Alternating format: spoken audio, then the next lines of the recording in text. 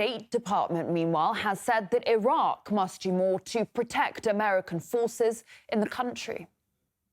We have made clear to the government of Iraq for months, going well back, well before this attack over the weekend, that we wanted to see the government of Iraq do more to police attacks on our forces, to hold accountable those responsible for attacks on our forces, and that we would not hesitate to take action to defend ourselves.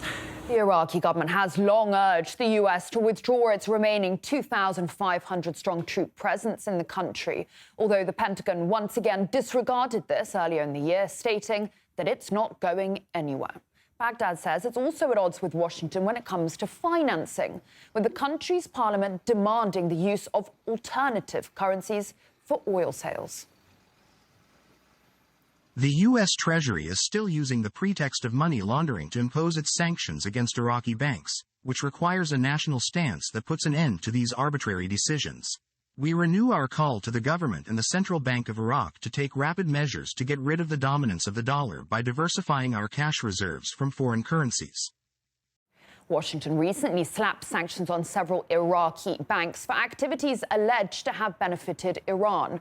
That is, complicated energy payments to Tehran, as Baghdad relies on gas and power from its neighbour. Independent Iraqi politician Saad al-Muttalibi says that Baghdad may have to turn its back on the dollar. Now the Iraqis are hurt because of the dollar, and they're hurt because of the lack of the dollars in the market, because the Americans are withholding Iraqi money, which is kept in American banks, and America refused to send that Iraqi money, Iraqi property, refusing to send it to Iraq so Iraq could use it. Basically, it's a blackmail, a really vicious blackmail against the ordinary man in the streets. We have a commodity, which is oil. We need the return of the sales of this oil to come to the country so we can invest it in the people themselves, invest it in the local economy, invest it in industry, and so on. And now we cannot, because half of the economic system in Iraq and the trade system has been taken out by the Americans, using the dollar as a weapon against the nation.